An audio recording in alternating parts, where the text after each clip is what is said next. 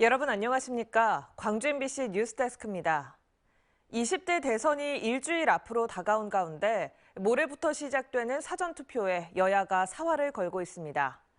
사전투표의 흐름이 대선 당일 표심에도 영향을 주는 만큼 1차 승부처로 꼽히는데요. 여야 각 정당의 중점 호소 대상은 약간의 차이가 있습니다. 한신구 기자의 보도입니다. 이재명, 윤석열 두 후보가 막판까지 오차 범위 내에서 치열한 접전을 펼치고 있는 20대 대선. 코로나19의 대확산으로 투표율이 낮아질 수 있다는 점. 그리고 사전투표의 흐름이 대선 당일 유권자들의 표심에 영향을 주는 만큼 사전투표는 1차 승부처로 꼽힙니다. 그래서 여야 각 정당은 경쟁적으로 유세와 문자, 음성 메시지 등을 통해서 핵심 지지층의 사전투표를 독려하고 있습니다. 그렇지만 중점 호소 대상은 당별로 약간 차이가 있습니다. 더불어민주당은 30대에서 50대, 노동자와 자영업자 등 전통적 지지 기반의 결집을 호소하고 있습니다. 투표일 당일 쉬지 못하는 사람이 많은 만큼 사전 투표율이 높을수록 유리하다는 판단에 따른 겁니다. 단순한 정권 교체를 넘어서 정치 교체를 하고 기득권 교체를 해서 시대를 한번 바꿔내야 되지 않겠습니까? 기호 1번 일자라는 유능한 경제이고 이재명 부탁드리겠습니다. 반면 국민의힘은 호남 변화의 바람에 선두에 서 있는 2030 청년층을 사전투표소로 끌어들이기 위해 안간힘을 쏟고 있습니다.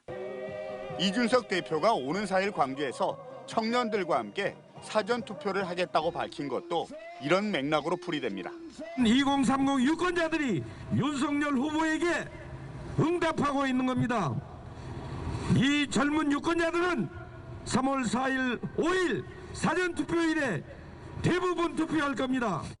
정의당과 국민의당 역시 자당 색깔에 맞는 핵심 지지층을 대상으로 사전투표를 호소하고 있습니다. 지난 19대 대선 사전투표율은 광주 33.67%, 전남 34.04%로 전국 평균 26%보다 7%포인트 이상 높았습니다. MBC 뉴스 한신구입니다. 오는 6월 치러지는 지방선거와 관련해 선거일 90일 전인 내일부터 각종 행위가 금지됩니다. 이에 따라 본인은 물론 제3자도 후보자와 관련된 저서의 출판 기념회를 열 수 없고 국회의원과 지방의원은 집회나 축사, 인사말을 통한 의정활동 보고를 할 수 없습니다. 또 지방선거에 출마하는 공무원과 선거 사무 관계자로 활동하려는 통장과 반장, 주민자치위원 등은 내일까지 사직해야 합니다. 코로나 확산세가 지속되는 가운데 광주 지역 초중고등학교가 일제히 개학을 맞았습니다. 학교에서는 자가 진단 키트를 나눠주는 등 선제적 감염 차단에 나섰지만 학교에 자녀를 보내는 학부모들은 걱정이 이만저만이 아닙니다. 보도에 김영찬 기자입니다. 오미크론 변이 대유행 속 신학기를 맞은 학생들. 이제는 익숙한 듯 정해진 동선에 따라 사회적 거리 두기를 지켜가며 등교를 합니다. 교실로 들어가기 전 교사의 지시에 따라 발열 체크와 손소독도 합니다. 올해는 학교에서 자가진단 키트를 배포해 학생 스스로가 직접 코로나 검사를 할 수 있습니다. 키트를 어떻게 사용하는지 선생님이 간단하게 안내를 해줄 거예요. 알겠죠? 네. 코로나가 확산되면서 긴장감이 감돌기도 하지만 오랜만에 친구들을 만나 학생들은 설렘이 가득합니다. 대면으로 제 얼굴을 보면서 선생님과 같이 할 수 있고 그러니까 더 재밌고 신나게 공부를 할 수 있을 것 같아요. 광주에서는 초중고 전체 316개 교와 유치원 268곳이 원격 수업 없이 전면 등교했습니다. 학생들이 유일하게 마스크를 벗는 점심시간은 급식실에 칸막이를 설치하고 감염 차단에 나서는 등 방역 강화에 나섰습니다. 특히 모든 초중고 학생이 매주 2번씩 자가진단 키트 검사를 하고 양성이 나오면 PCR 검사 결과에 따라 등교 여부를 결정하게 됩니다. 학교 내 코로나19 확진자가 속출하면 학교장 지시에 따라 원격 수업이 가능합니다. 학교장이 융통성 있게 처리할 수 있지만 방역 당국에서 제시한 근거에 따라서 판단하고 최종적으로 교육청과 협의하여서 코로나19 3년차 학교를 처음 보내는 학부모들은 걱정이 이만저만이 아닙니다. 광주에서 코로나 확진자가 연일 수천 명대를 기록하는 등 학교에서도 확진자가 속출하고 있기 때문입니다. 걱정 많이 있죠. 아무래도 이제 같이 안에도 못 들어가고 그 코로나 때문에 이제 애들이 요새 많이 아픈 추세잖아요.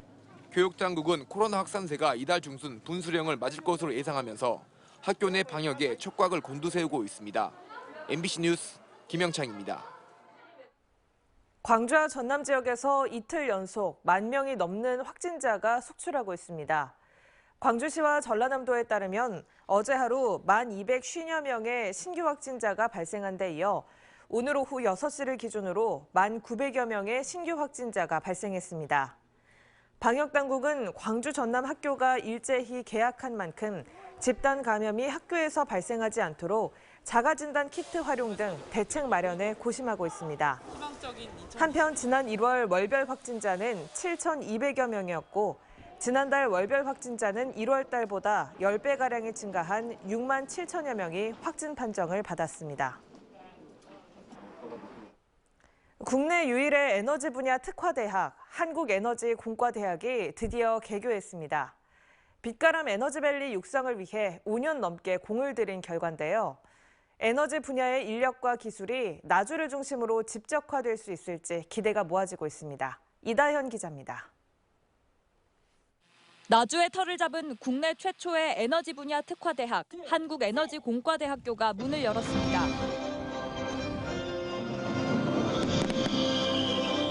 지난 2017년 문재인 대통령이 지역 공약으로 설립을 발표한 이후 약 5년 만입니다. 수시 24대 1, 정시 95대 1의 치열한 경쟁을 뚫은 학생들이 설렘을 품고 입학식에 참석했습니다. 올해 입학생은 학부생 108명, 대학원생 49명 등 총 157명. 신성장 동력으로 지목되는 에너지 인공지능, 에너지 신소재, 수소 에너지 등을 공부할 계획입니다. 과학기술 특성화 대학이니까 과학기술에 중점적으로 연구를 해서 내가 이 분야에서 최고가 될 수 있겠다 싶어가지고 저는 이 학교를 선택하게 되었습니다. 무엇보다도 학생들이 연구 프로젝트와 토론을 주도하는 미네르바 수업 방식이 주목받고 있습니다. 강의실도 학생들이 서로 의견을 나누며 이끌어갈 수 있도록 꾸며졌습니다. 제가 하고 싶었던 연구 분야에 대해서나 창업 분야에 대해서 서로 약간 고민을 나눌 수도 있다는 부분에서도 가장 기대되는 것 같습니다.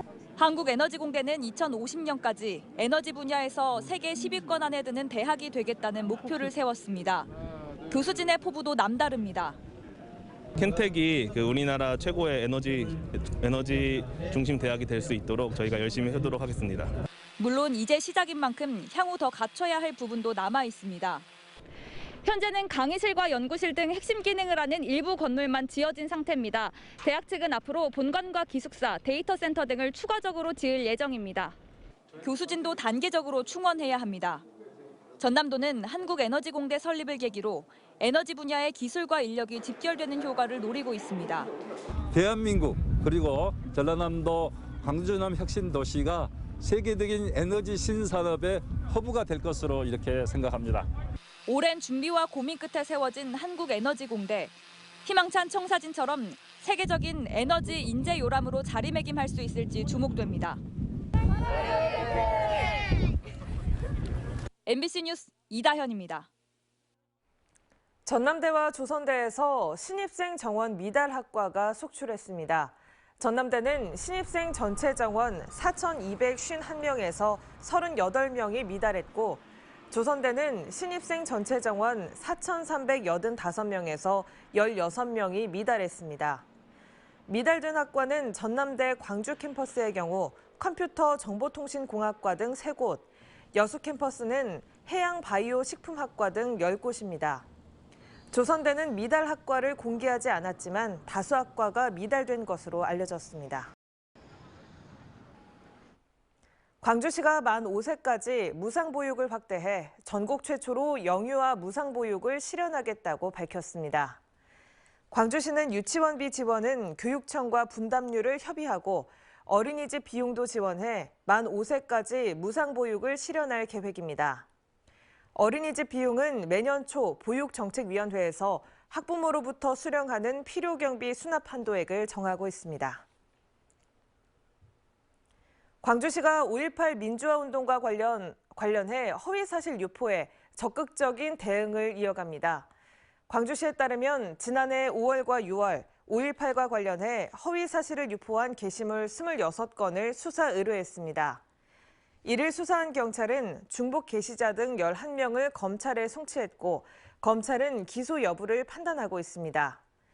이는 5.18 민주화운동 등에 관한 특별법 개정안이 통과돼 지난해 1월 시행된 데 따른 조치입니다. 어등산 관광단지 사업 우선협상 대상 지위를 박탈당한 서진건설이 광주시를 상대로 낸 효력정지 신청에서 법원이 다시 광주시의 손을 들어줬습니다. 광주시는 어등산 관광단지 조성 우선협상 대상자 선정 취소 처분 집행정지 신청 항고심에서 기각 결정이 나왔다고 밝혔습니다. 재판부는 서진건설이 제출한 소명 자료만으로는 회복하기 어려운 손해가 발생할 우려가 있어 그 효력을 정지할 필요성을 인정하기 어렵다고 판단한 것으로 알려졌습니다.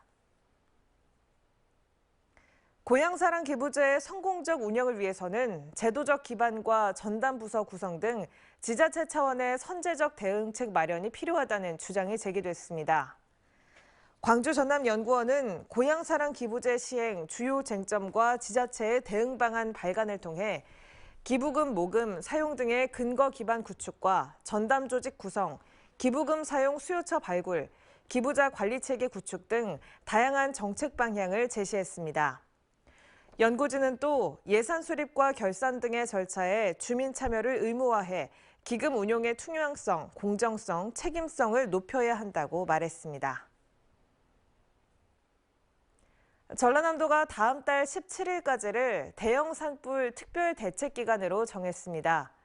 전라남도는 해당 기간 동안 산불 단속반 1000여 명을 투입해 농경지나 쓰레기 소각 행위 등을 집중 단속합니다. 전라남도는 올해 산불 발생 건수가 지난해 같은 기간의 2배에 달한다며 소각 행위를 자제하고 산불 예방에 협조해달라고 당부했습니다. 광주시가 전통 생활음악 전문 공연장 건립을 위한 용역에 착수했습니다. 광주시는 연구 용역비로 국비 2억 원을 확보하고 오는 8월까지 용역을 통해 구체적인 추진 방안을 마련할 계획입니다. 2026년 완공을 목표로 300에서 1000석 규모의 중형 공연장 건립이 추진될 것으로 보입니다. 전라남도가 8개 기업과 777억 원 규모의 지역 투자 협약을 맺었습니다.